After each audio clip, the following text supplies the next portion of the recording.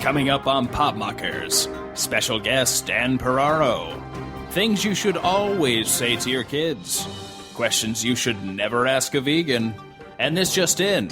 Marvel announced a Captain America spin-off series where our hero will engage in 3 hours of TV viewing per day, struggle with his weight, get excited about baseball and football, and complain about the government, all while periodically proclaiming that our country is the absolute best in every way.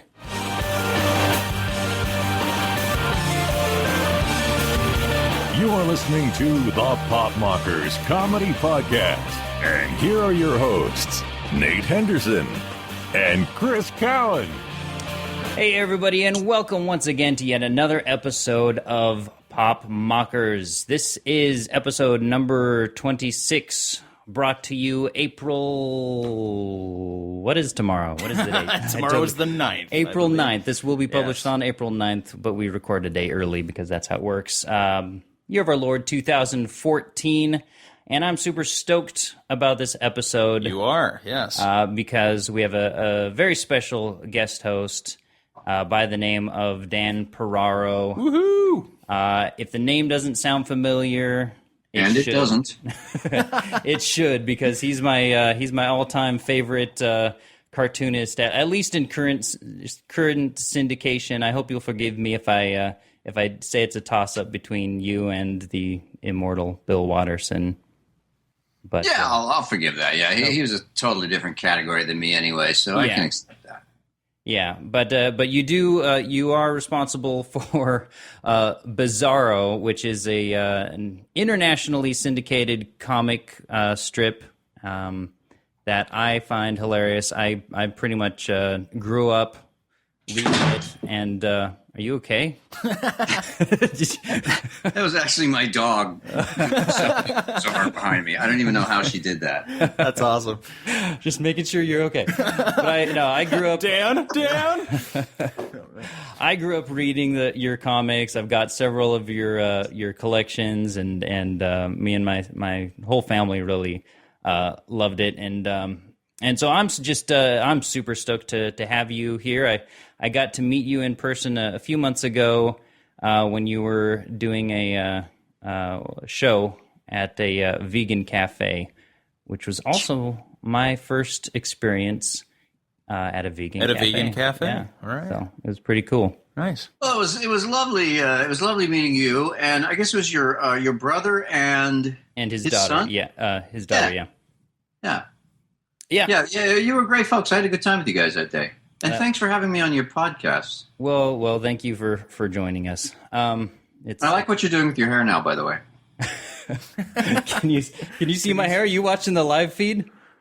No. Oh, okay, you're just making that up. Well, I actually did do something different with my hair. It's hard not to notice the giant fro, Kellen. I know. Yeah. You may want to tame that. I've actually adopted. I started with a goatee because that was pretty much the only place I could grow any hair. Really? And then I've expanded, and it's become more of a kind of an Abe Lincoln or Ken Ham kind of. Your name looks like it should be Jedediah. That's it does. pretty much it. Yeah. You look like you have a butter churn in the other room. That's. Well, people. The character Mose from The Office. Yes. You're a dead ringer for him. Yeah, I have sported this look before, and yes, I do. I have been compared to. He's basically Amish or something. Something like that. Yes. Yeah. Well, I like it. Based on your description. So I could be watching this live online right now? You could, yeah. I'd recommend putting your volume down if you do. But if you go to popmockers.com/live, you can check it out there. And if anyone's listening to the podcast right now in the future and would like to listen to the live broadcast or watch some talking heads, you can do that Tuesday nights at 8:30 p.m. Pacific, and we'd love to have you join the conversation there and see our gorgeous faces. That sounds lovely. So Dan, you're a cartoonist. What's it like being a cartoonist? Because I've had dreams of being a cartoonist before, and I'm just wondering what that's all about. What's it like? Yes, we could ask more broad questions, but we decided to really specify. No, I figure start broad. Cowan's good at narrowing it down. I know. As far as I'm just kidding. No. It's a white hot hell. A white hot. Okay, that's great. Nice. Yeah, I think. No, it's actually it's a great job, I have to say. Mm-hmm. The downside is that it's 365 days a year, right, for as long as you can keep it going, and you don't get time off for vacation, for sickness, for grief, for major injury, nothing like that. You've got to just keep going and going and going. A joke a day, every day of the year for however many months, decades, or millennia that you managed to keep it going. I've actually been doing this almost 30 years. Wow. That's next January amazing. Will be the 30th anniversary of the first time Bizarro appeared in any newspaper. Wow. I can't believe it. Old geezers are always saying, "You're not going to believe how fast your life goes here, young fella." But sadly, it's true. It's and it just goes faster all the time. I honestly feels like 5 years ago I started this, and now it's been almost 30. Wow. A joke a day for 30 years. If somebody had told me I was going to have to do that when I started, I never would have signed that first contract. I don't think I would have thought that it would be possible.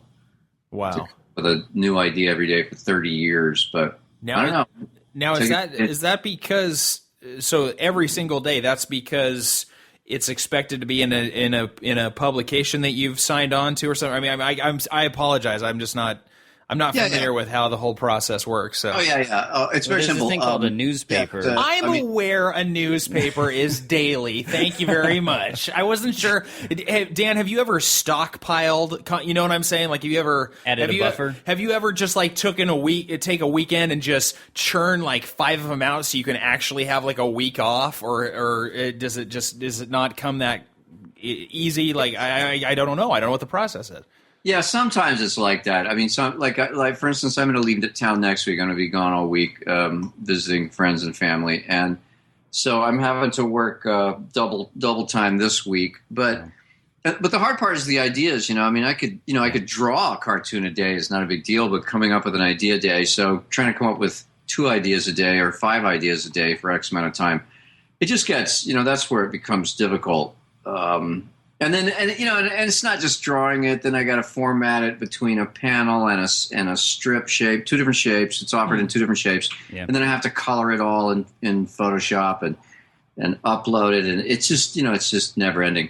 And then you have people writing and asking if they can reprint something, so you got to deal with a ton of like emails and things about that every day. And then I have that blog I do now these days I'm doing it twice a week, so I got to write a blog and post my cartoons on there. So it just gets to be like random just people asking you to be on the podcast. Nickels and dimes you to death. There's just tons of little finagly things to do constantly. But no, the way it works is a syndication company is to a cartoonist what a record company is to a band. I give them cartoons, and it's their job to sell them and distribute them to as many places as possible, collect the money, give me my part, that kind of thing. So, yeah, my cartoons appear in 300 and some newspapers all over the planet 7 days a week. So I got to get them enough material to run new stuff 7 days a week forever. Nice. For as long as I want to do it anyway. That's awesome. That's why people like Watterson and Larson retired when they did. Yeah, they just get tired. You get tired of doing it, and they had more money than Oprah, so they could afford to quit. I've never been quite in that league, being able to of just having like metric bucket loads of money forever. That hasn't happened to me yet. So. I'm still working, still paying the mortgage. Yeah. Keyword is yet. It will happen eventually. Yeah. I've only been doing it for 30 years. It's bound to happen soon. Within the next 30, it's a shoo-in. It's That's awesome. Are you releasing like a 30? Is there some big like maybe 30-year anniversary collection in the works? Maybe or that would be awesome if there was something like that. No, okay, it's fine. My girlfriend and I are planning to go to dinner that night. Hey, there you go. That's something. So cool. No, I'm actually pitching a book at the moment. I might have a book coming out by then. I don't know. I'm getting ready to do a podcast, but those are lame. Nobody listens to those. Exactly. I am going to start a podcast here in the next month or so, I think. Oh, awesome. We're working on a deal with that. And what else have I got going? I don't know. I got stuff going to promote it, but I can't recall right now. I just had a hellacious day of work. Yeah. I just worked. Actually the last several days, because I'm trying to get ahead for this out of town trip. So the last several days, I've just been working like 15-hour days, 12 hours days. Oh my gosh! And I only just finished. I only knocked off work about 30 minutes ago, so my brain is still a little bit addled at the moment. Or I would probably be funnier and more clever, and I'd be able to answer your questions more directly. No, you're doing great. That's quite all right. And it would help if some of our questions were maybe a little less. What's it like being you? Hey, that was your question. That wasn't. That remains to be seen. Nice. But the fun part about being a cartoonist is I work at home. For years now, I've worked at home. I'm my own boss, so that's great. That's cool. That's what I love. That's very nice. And I like to draw, so I get to draw every day, and it's a creative career. So I like it. I'm lucky to have it. It's a difficult job to get, and I'm just happy that I was able to manage to hold it together this long. Yeah, nice. Well, that's awesome. Well, I got one more question for you before we proceed. What is it?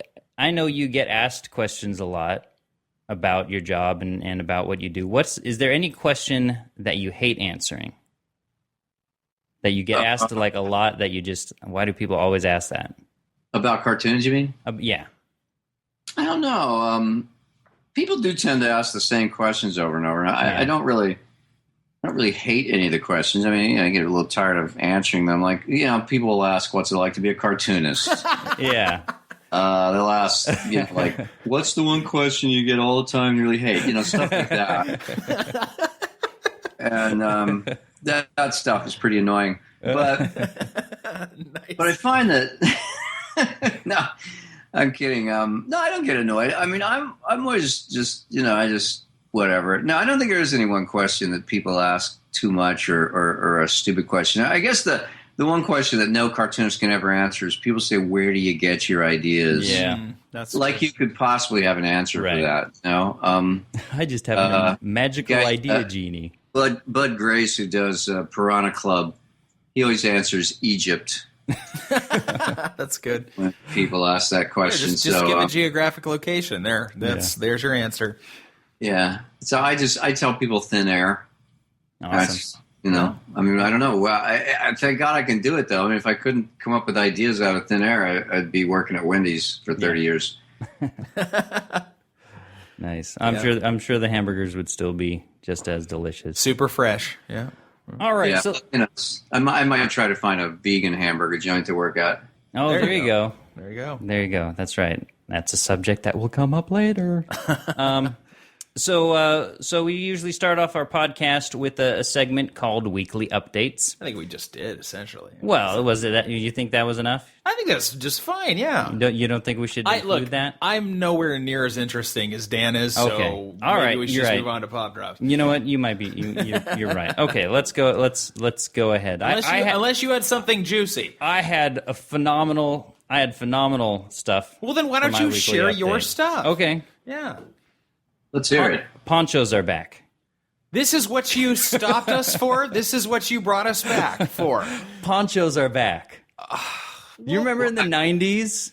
Like those big striped ponchos that like all the kids with their hair split in the middle would wear? Split in the middle? That was a prerequisite? All right. Yeah, well, that was the 90s thing. Okay, all right. That was the hair It's extremely important to differentiate between the hair and the skull if you're going to be splitting things in the middle. Exactly. That's very true. Yes. Yeah.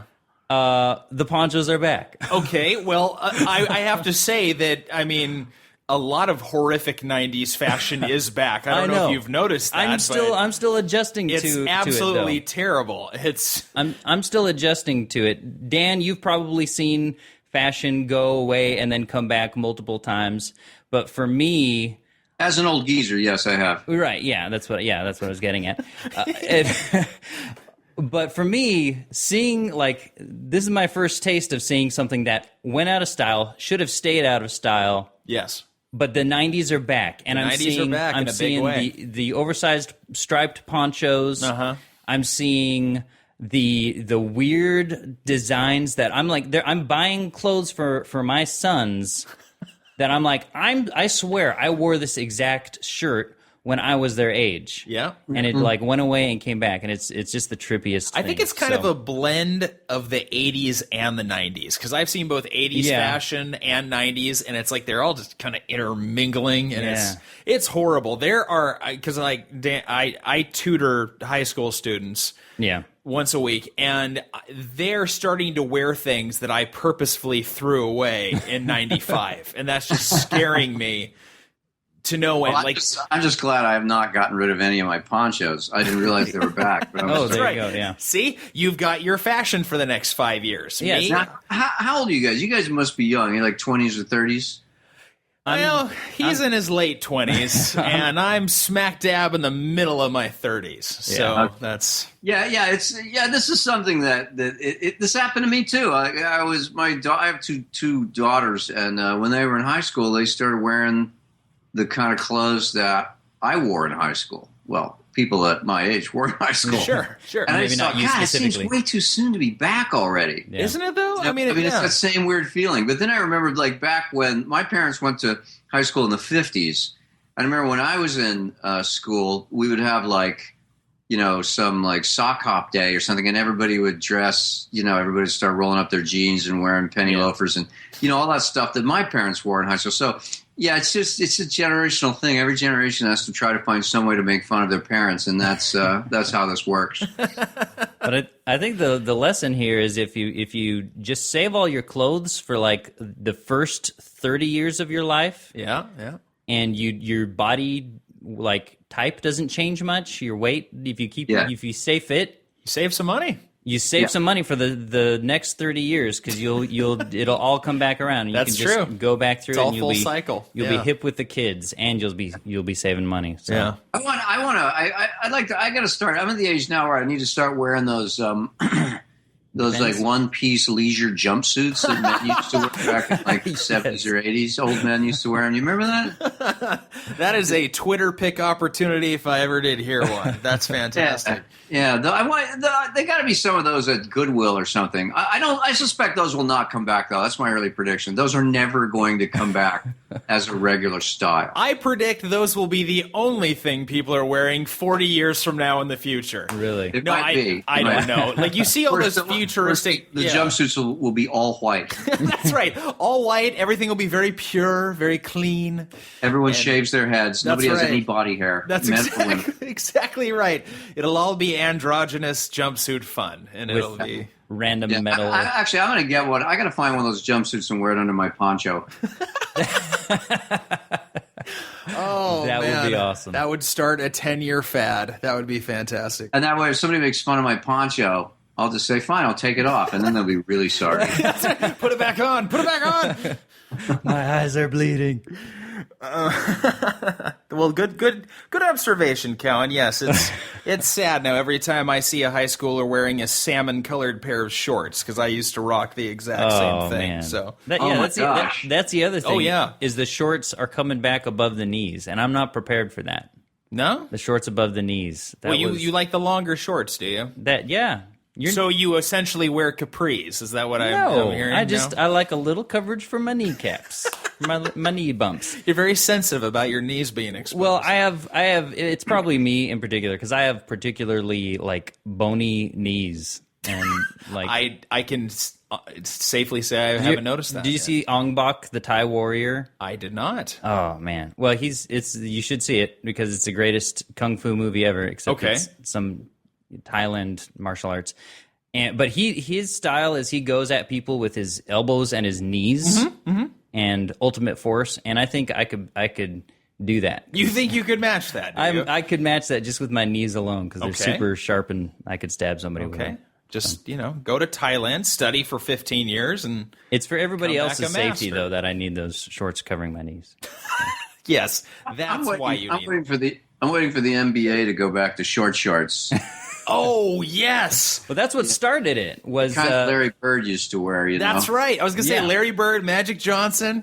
Yeah. My goodness. Because like the ones they have now, I mean, I think the ones that Larry Bird and Magic Johnson wore were ridiculous, but the ones they wear now are equally ridiculous in the opposite direction. I mean, those guys look like they're wearing dresses. They do.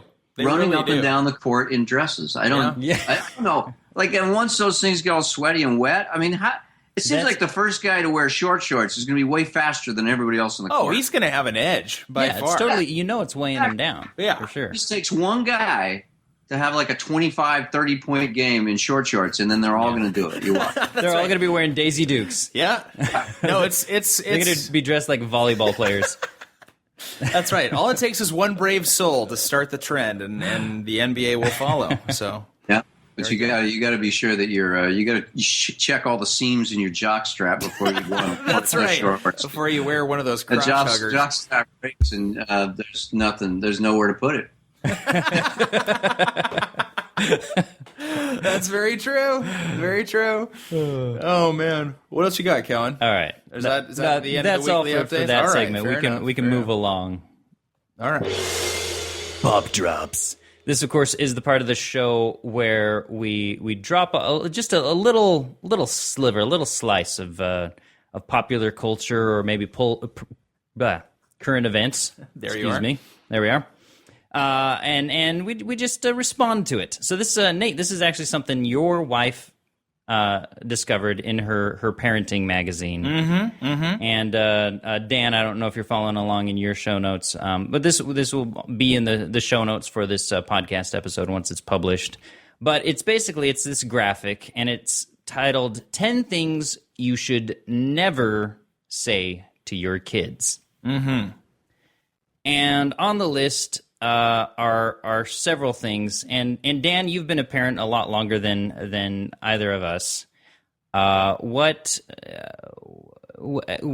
on this list would you say you should never say to your kids? I want your opinion on this.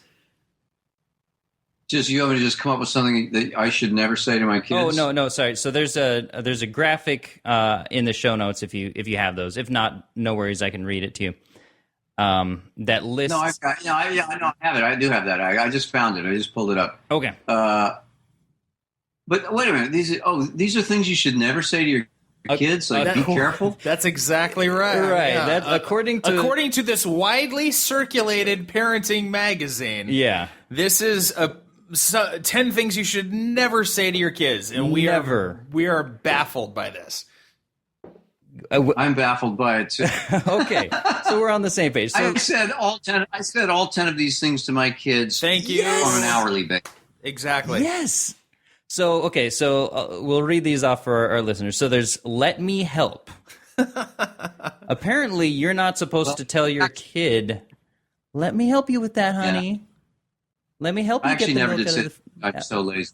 You're too lazy. Like, no, you got it. Do it yourself. But yeah, I never said that. That's I fine. think I often said, "Get your mother to help." There you go. There you go. Yeah. Smart man. Great job is the next one. I'm going to jump ahead. Great job. You can't say great job to your kid. Why not? So It's a nice.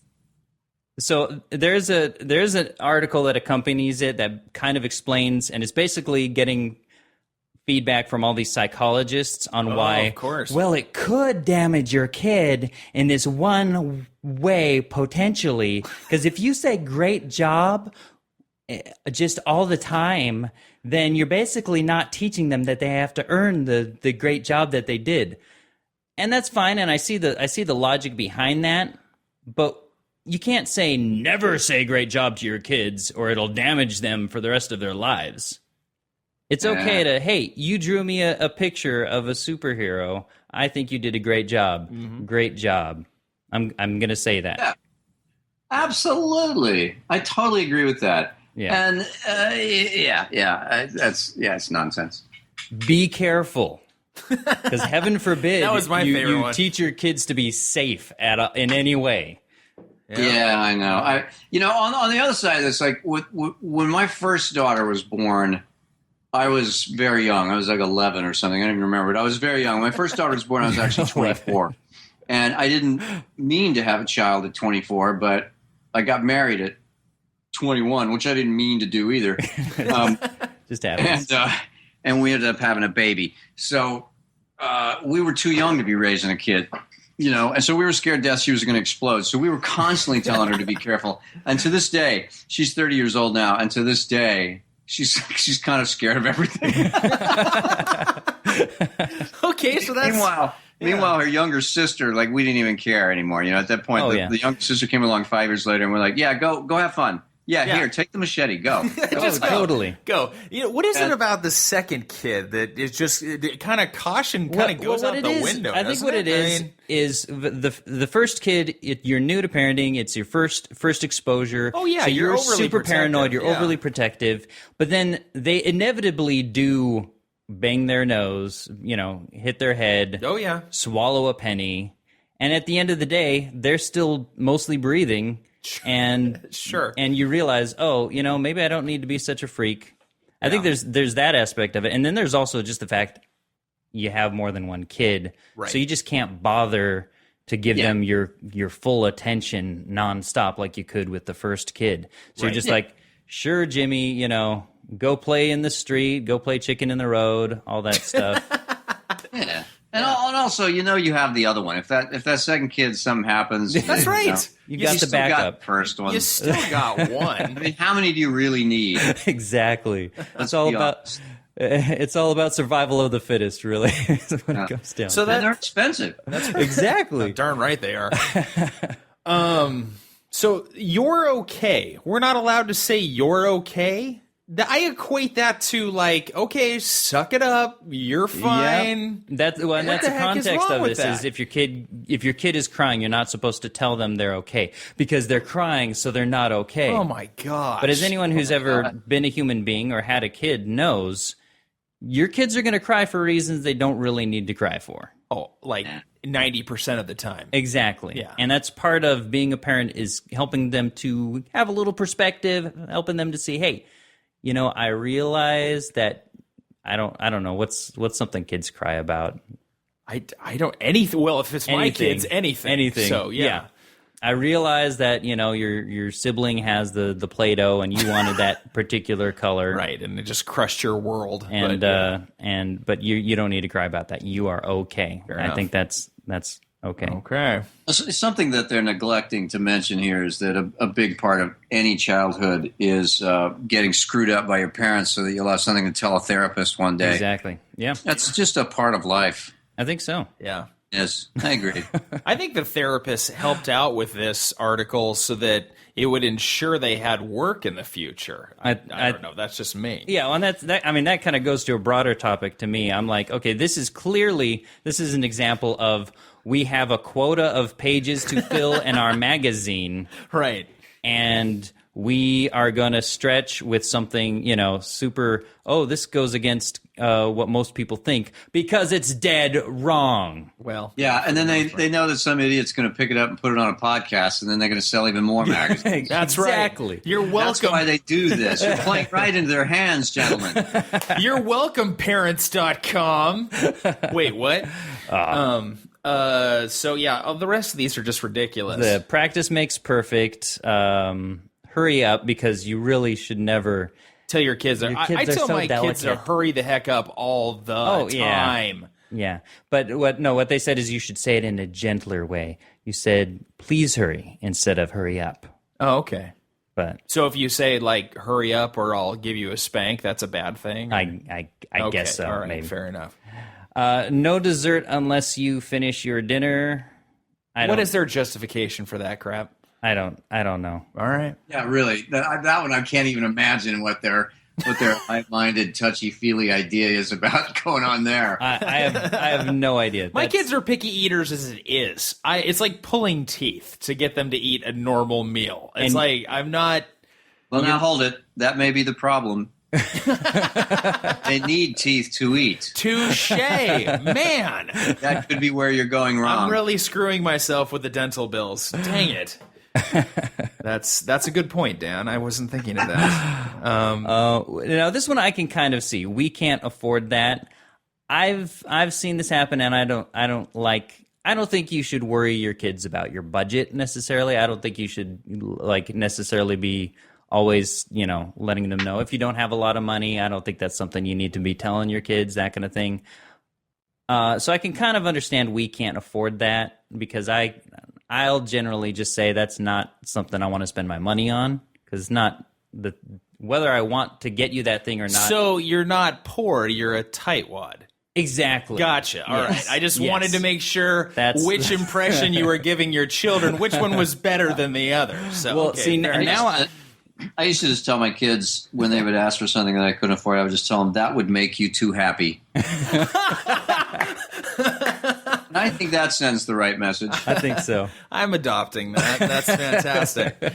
That's good. You've already had too much joy today. I think we're not going to add any more to that. So you can't have that thing. Yeah. Well, now I just went through Dave Ramsey's Financial Peace University. Did you? Now I just say that's Dave Ramsey doesn't allow me to buy. Oh, so you use him as a blame scapegoat. it on Dave Ramsey. Fair enough. So. I'm going to choose a financial guru that I can just blame all the time. That works. Okay. Don't talk to strangers. What? You're never supposed to say that to your kid. Now, I understand there's supposed to be more of a conversation that goes into that. Like, okay, if we're in the checkout line and the cashier says hi, you're allowed to say hi back. Right. But saying don't talk to strangers is something that's right. You should pretty much teach your kids. Instead, tell them, hey, Jimmy, if a man comes up to you wearing a clown suit and holding an ice cream cone, make sure to follow him into his covered van. Yeah. That's awesome. Sounds good. Yeah, I don't know. Well, of course, the vast majority of trouble for kids from adults comes from people they know. So that's there's true. That's a good point. I used to tell, it's almost always a friend or a family member that molests children. Yeah. So I used to tell my kids, don't talk to anybody in the family. Strangers are probably safer. That's right. Stay away from Uncle Bob. Stay away from Uncle Bob. Yeah. Yeah. All right. That works. And then the last one is I'm on a diet, because you should never teach your kids that you are trying to make healthy decisions with your dietary choices. That's right. Or with your weight or anything like that. Yeah. The thought behind that, if I remember correctly from the article, was basically we don't want your kids, especially your daughters, to have a self-esteem, self-image issues that results in them never feeling like they're beautiful enough. And that's working really well. I mean, look at that. 60% of the United States is obese now. I know, right? It's like, Are we really worried about? Is anorexia our biggest problem? That's right. Yeah. Well, sometimes it's. I don't. So. None of these psychologists they found come from Texas, so they just don't know. Exactly. Yeah, these are California psychologists. Oh, absolutely, guaranteed, or possibly Bay Area, possibly Portland. But no. Yeah, Portland, Berkeley. There you go. Yep. Basically, up and down the 101. That's pretty much anywhere along there. So, all right.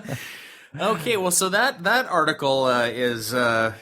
Bunk. Well, not bunk. I mean, they have a few valid things, but I think them using the word never, that's a key there. A dangerous that's word. Sensationalism. That's fluff right there, is to say never say that to your kids. Well, and when my wife was posting it, most people were making fun of it. Yeah. But there were some people that were legitimately saying, this article made me feel really bad about my own parenting. Yeah. So unless people can hopefully take an objective look to it, there's going to be some people out there that receive this parenting magazine and they're gonna change their behavior based on it. Yeah, here's how you have to look at those articles that come along that say the things you've been doing your entire life that you know to be true, stop doing them.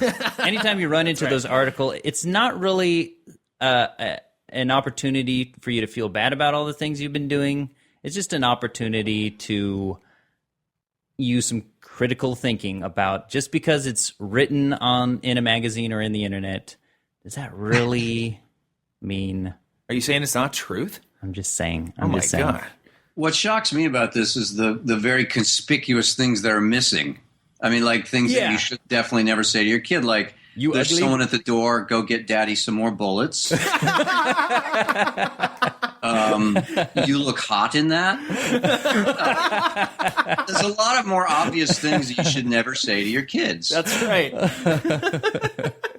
That's a great point.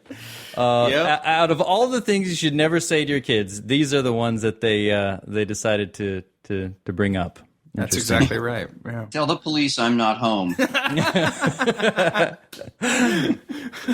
Go grab daddy another 6-pack. Let's play the magic money printing game. That's right.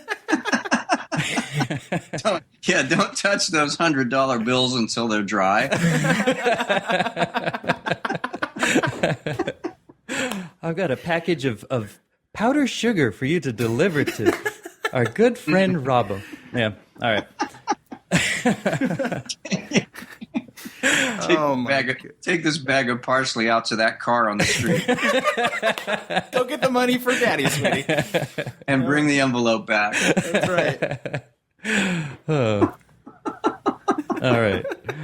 Daddy's gonna win your college tuition on the lottery. All right. Daddy's gonna bet on the ponies. Jumbo shrimp. I'm bored at home, just clipping my toenails. Anybody want to do anything tonight? I totally love strawberries. Going swimming in my new Speedo. I know you guys are jealous. Hello. Anybody want to join my hobby? Facebook police. I swear, every time I listen to that intro for this segment, it sounds longer and slower each time. Are you saying secretly that you want to get rid of it? Or? I think I need to redo it. The Facebook police thing is, I don't know. It's I'm just glad that you guys heard it too. Okay. I thought I was hallucinating. He's like, my God, it's finally happened. After 30 years, I've lost it. That's awesome. No, it was more like, oh no, it's happening again tonight. I'm hearing voices and music that don't make sense. At least I don't see the Care Bears running around. That's, all right, so Facebook Police is the segment where we're the social network militia. We go out, we look for the people who are doing dumb things on the internet, and we proceed to issue audio citations on our podcast. So it's got to take a good 31 seconds of research every day. Yeah, here's the thing that maybe not everybody knows about this segment. They all come from Cowan's friends list. They pretty much all come from they're all original. There's plenty of Facebook fail websites out there on the interwebs. Sure. And I could pull from those at any time, but I don't, because I'm a man of integrity and originality, and the fact is I don't need to, because there's always plenty. They are on your news feed every single day. Yes. So, yeah. So, and I think it might just be me too. Like, I feel like sometimes those are the friends I have for some reason. You attract people to your Facebook that I just can't. I don't know how it happens, but it's amazing. Like, these people never, like, the type of people that make up these statuses, I would never have guessed in a million years that you would ever declare, I want this person as my friend. Which leads me to believe that it's just, that 80% of your friends on Facebook are merely acquaintances. They have to be. Or by association or something. The term friend is loose. I'm very inclusive on my friends list. You're an ego hog. Well, that's What's the point of having a Facebook profile or a Twitter account if it's not to somehow feed your ego? Well, you got me there. Right? I guess so. So this citation, I'll just read the caption to you, but it is actually accompanied by a mirror selfie. This was as you'll see, it's a mother who took a selfie in the mirror and is very excited because here's what she has to say. Yes!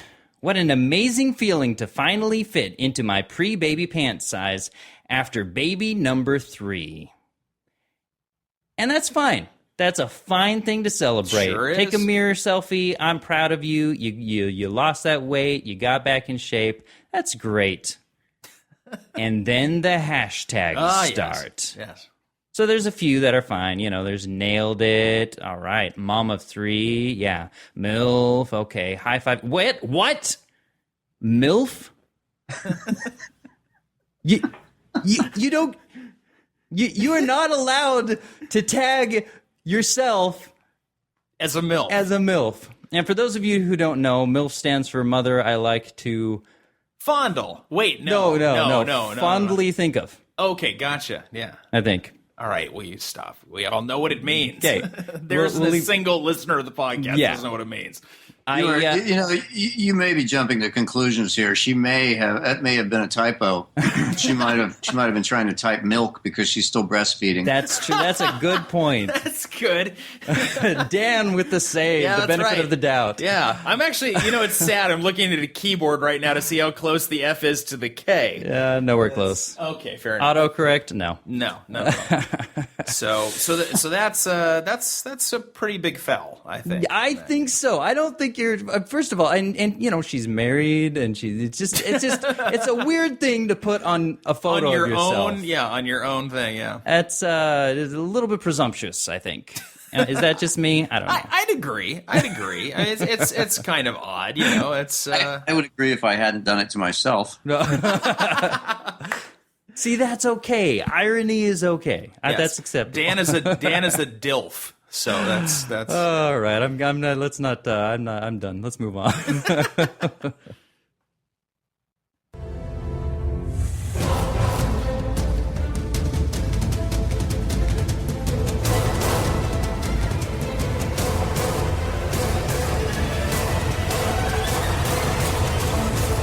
Weekly topic. This is the part of the show where we choose a topic and we discuss it. Pretty straightforward, I think. It's pretty straightforward. So this week, we've got Dan on the show as a special guest host, and I didn't want to go the obvious route and talk about cartooning because. So we didn't. I asked the all-encompassing question at the begining. Yes, you What's did. it like being a cartoonist? I think that covers it. So you tried and you failed. So I actually that was the one question I actually didn't have written down to ask him about cartooning. Spur of the moment. But it was kind of like my leading question. But then it opened up into so much conversation. I just skipped all the stuff about the Taco Bell dog and Gary Larson. So it was a stroke of genius. So we're going to be talking about veganism because Dan, you are a vegan. Right? That is true. I am from the planet Vega. I knew it. Yes, I knew they weren't from here. So what is a vegan for those who? Does anybody not know what a vegan is? Well, no, I think people in the get middle confused. of the country don't know. Okay. I think people get confused. Okay. So a vegetarian is somebody who doesn't eat flesh, but they will eat other animal products like milk and eggs, that kind of thing. And a vegan won't eat any animal products whatsoever: milk, dairy or milk, dairy, eggs, or either or one any, of those is off any kind limits. of animal. No fish, no animal whatsoever. No so eggs. It's just plants. Right. So that's a vegan. I've been a vegan for 12 years, or maybe 13 now. I don't know. I lose track. I'm not good with numbers. So, and I actually, like I said, I got to my first visit to a vegan cafe was to see your show, and I got to eat lunch with you, and I have to say, I was impressed. That's good. I had a sunflower burger. A sunflower burger. And I don't know what was in there, but it was actually very decent. I was very impressed with the food there. And then I had some sort of, I don't know what it was, some kind of like phosphate type thing, but that was good too. So phosphate kind of type of thing. What do you mean phosphate? I don't know what it was. You mean like a I'm thinking of phosphorus. Never mind. You mean like a soda? Wasn't that like a term in the 50s? Like when you Yes, get my some strawberry sarsaparilla and phosphate. Yeah, your strawberry phosphate. What? I don't know what it was. It was just some drink that they offered me. Okay, it was a drink. It was like it's kind of a soda syrupy sort of thing, right? Soda alternative because of all the animals that get killed when you make sodas, I guess. Well, I'll tell you the truth of it is that everybody eats vegan food all the time. I mean, if you have corn with your steak, that's vegan. Corn is vegan. I mean, so it's like not really that strange. The strange stuff is when you're having something that is normally meat, but it's instead made out of a vegetable product, like some kind of a hamburger type of deal. Yeah. So that's where you get into the more unusual kind of food. But the rest of it's all just very normal food. The vast majority of what everybody eats really is vegan. Yeah. Yeah. And you switched to being a vegan for ethical reasons, right? Yeah. Yeah. Yeah.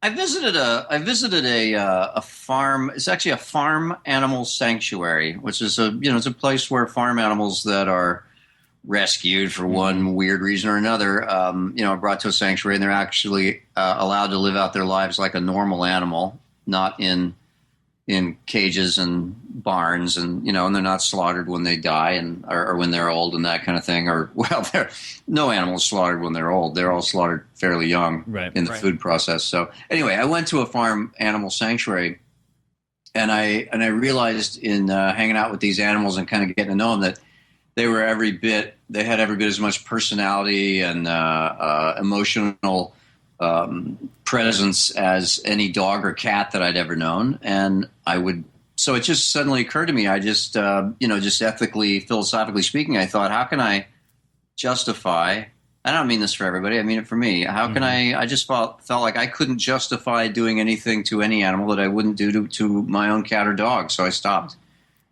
Yeah. Well, and, I can definitely understand that because I've definitely known people who have less of a personality than a ferret. So yes, for the most part. No, I yeah. I mean, it is. I've always been kind of an amateur student of anthropology and animal behavior and that sort of thing, and it's just I've come to believe that non-human animals are far more like us than they are unlike us, and the more thought I put into this stuff over the years, the more I realized that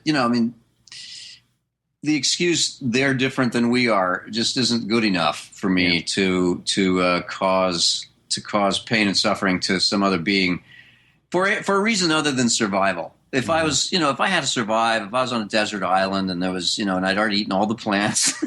No, shoot. There goes question number 4. Yeah. I would, and it was just me and you, then I would kill you in your sleep and eat you. Okay. See. Survival. But I mean, the fact is that we, in the United States, we eat animals because they taste good. And I just can't justify causing suffering, misery, torture, and death on an animal just because it tastes good. And it's not even good for your body, It's not good for your health. So you really don't have any good reason I don't have any good reason for doing it, so I just don't. So our topic here was going to be stupid questions people ask vegans, but you actually answered about half of mine. Did you answer that? It's fine. It can be a short conversation. It's all right. Yeah. I can think of one question you should never ask a vegan, and that would be, would you like to carve the turkey? That's probably better than anything we would ask. That's good. So, do you have anything? Now, okay, here's the thing. All of yours, Cowan. Yeah. Yours are legitimate, want-to-know type questions? Well, okay, I'll let you decide how legitimate. Okay, so right. You're vegan because you see animals as, as not being necessarily lesser in value to humans. Of course. So, and you don't think it's right, okay, we eat them for convenience. So if, would you give up veganism if cannibalism became acceptable? I think he answered that question, right? Like if he was stuck with somebody and it was the only source of food. No, but if it became mainstream, like cannibalism was mainstream. Acceptable as like a convenience thing. Yeah, just a few years down the road. What the if they started, offering. I would not give up veganism for cannibalism. I know that answer surprises you. Somehow, yeah, that's the strangest. Now that's I've never gotten that question before. No living human has ever asked me that question. No dead one either. No one has ever asked me that question before. So I commend you for having asked me a question I've never been asked. I had to stretch a little. Done. I have to admit. Good one to start off on there, Kellen. Nate's got one for you now. Mine was inspired. Oh man, it had to have been like 10 years ago, over 10 years ago, by a Simpsons episode that I watched, where I think it was Lisa. Do you ever watch The Simpsons, Dan? Did you ever watch The Simpsons at all, or? He probably hangs out with Matt Groening on a regular basis. The Simpsons? You're asking what that is? All right. He's pulling my leg. I understand. No, where are you in touch with modern society? What's that, Dan? I said I have watched The Simpsons. Yes. There was an episode where Lisa, she becomes a vegetarian, but then later on in the series she becomes a full-blown vegan, I think, for a little bit, and they really joke around with the issue where she talks with another vegan, and then they start having a competition between the two, talking about what level vegan they are. Oh, and then, nice. But that legitimately got me thinking: is there some vegan hierarchy that's based on the level of dedication, sort of thing? Somebody on the show said they were a level 5 vegan, meaning they couldn't eat anything that casts a shadow. So I thought that was. Yeah, I know. I wasn't. Yeah. I'm sorry. Were you saying is there some sort of level of vegan or no? There kind of is, although nobody has numbered them. But there are. Yeah, some people are a lot more militant than others. There are people who won't eat anything with yeast in it because yeast is somehow alive. Oh yeah. Oh nice. Okay. I don't go that far. To me, it's about sentience, whether or not something is able to suffer. Mm-hmm. I don't think yeast suffers when you cook it, so I'm not that concerned. I don't eat anything with any bacteria or. That's right. Yeah. Yeah, I know. You can only go so far. I've eaten so many dinner rolls in my life. I don't. It's not good. I heard somebody say once that the most vegan thing you can do is to kill yourself. I don't know. What? What is that? So somebody's. There's actually there's a whole philosophy about that. The kindest thing you can do to the planet is kill yourself, because basically everything you do is destructive to the planet in some way. Right. I'm not personally into being that kind, so I just don't really care. I do the best I can while remaining alive and still able to enjoy hockey on my cable TV at night. There you go. Nice. Yeah. No, but there are, there's like certain beers and wines that are processed through a plant that uses something like, there's some kind of a fish membrane or something that they use to filter beer. And so there are vegans who know which brands of beer and wine are vegan and which ones are not. Jeez. I don't go that far just because it's just a personal choice. And because beer is delicious. Well, I recently discovered that Newcastle, no, not Newcastle, Guinness includes fish, some kind of like fish body part in it. Really? So, yeah. That was. Yeah, and my understanding is, I could be wrong, but my understanding is that it's not literally in the beer, but that it's used during filtering. They filter the beer through fish liver membranes or something like that. And so clearly they're killing fish in order to use the, take whatever it is they're using from it and filter the beer. And so there are people who won't drink Guinness. I rarely ever will drink Guinness, but I don't find it. I don't at that degree, at that point. I don't find it philosophically reprehensible. But I don't know. I'm probably wrong. It probably is philosophically reprehensible. I don't know. It's like you darned if you do. Yeah, I'm not nearly as picky as a lot of the people I know, but I'm pretty picky about it. I mean, I make a jerk of myself. That's another thing. I won't go to somebody's house and make a big jerk of myself and ask them for the ingredients list of everything they serve me. But at the same time, I make sure they know I'm vegan before I go, so they don't. Oh, there you go. Serve me a hot dog. Right. That's right. Tonight we're having ribs. Yeah. Pot roast. So you got anything else, Count? Or? Yeah. So this one, I don't think you quite answered this one. So I'll go with this one. If you had to choose between saving. Yours is all about choices. Mine is all about choices. Hard choices, apparently. Hard choices. All right. If you had to choose between saving, say, I don't know, a cow, a drowning cow, and a toddler. What? Are you serious? I told you these are stupid questions to ask a vegan. Okay, I actually sort of love these kind of questions. I love these questions. If I had to choose between saving a cow or saving a toddler, I would probably save the toddler purely because there might be a reward in it. That's true. There could be cash involved. Yeah. The most you get for the cow is like $100 from the McDonald's Corporation, and that's about it. So. Yeah. No, the honest answer is I would save the human only because it's my species. So you kind of have to favor your own species. That is true. Yeah. So.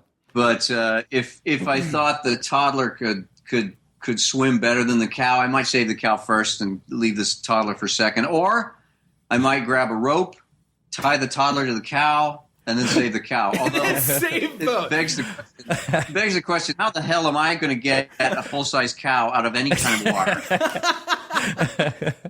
That's awesome. A cow is like the size of an SUV. That's a good point, Cameron. Yeah, I think I would save the toddler just for practical ease of saving. You have to take basic physics into account. Yeah, nobody cares if you save a cow. Everybody will love you if you save a toddler. I should have made it harder. What if it was a hamster and what the heck? And who's somebody everybody hates? I don't know. Fred Phelps. Fred Phelps. Okay, we know what the answer is. Let's just make this a more dangerous question. Would you save a Republican child or a Democratic child? Oh, we're just about to close. We don't have time for that. That's oh my goodness. That's a good one to close on right there. It would depend on how libertarian they're leaning. Of course, yeah. It depends on, are we talking? I'd interview each child there and get their politics, their specific politics. That's right. Before, because you never know. Kids can be rebellious. A libertarian child would not want to be saved because that would be interfering with their freedom. Oh, that's true. No, it's fine as long as you're not a government employee. There you go. I might have them fill out a questionnaire first or something, but yeah. So, all right. All right. Well, I think we're about out of time. Dan, thank you so much. Yeah, that was great. For even after a terrible, hardworking day to come and join our humble podcast. Really do appreciate it. Well, I had a ball. You guys are a lot of fun. I had a good time. I'm glad you invited me. Thanks. Well, thank you. And so if our listeners are somehow living under a rock and don't know who you are, or just don't know where to find you, what's the best place that they can find you, find what you do, and all that stuff? Yeah, I would go to bizarrocomics.com. Okay. And that's where I post my cartoons and write some anecdotal things about anecdotal things, or I could have just said anecdotes. I post my cartoons and I write anecdotes. It's all very, very fun and free. So that's where I would go. Yeah, I frequent there quite frequently. And it's great seeing your kind of behind the scenes thoughts on it and stuff. It's quite awesome. So bizarrocomics.com. You're also on Twitter, right? Are you much of a tweeter, or do you just kind of have that account? I don't Twitter much. I don't tweet too much. Okay. I tweet like once or twice a day. I just tell people, hey, go look at the blog I just posted. Yeah. Right on. So bizarrocomics.com, that's where to find you, as well as pretty much in almost any newspapers comic sections, because you're all up on that. I got a few of those around too, so yeah. Yep. Awesome. All right. Well, thanks again for joining us. And thank you, our listeners, for joining us on this episode of Pop Mockers. Special thanks to Johnny Cowan and the Royaltons for our intro and outro music. And if you have a question or comment about veganism or cartooning, leave a comment on our show notes at popmockers.com/26. And you can sponsor a show for only $5 per episode. It will help us bring you this top-quality, humorous content, and we'll even read your name and a message on the air. For contact information, show notes, and links, or to sponsor a show, visit popmockers.com. Yeah, man.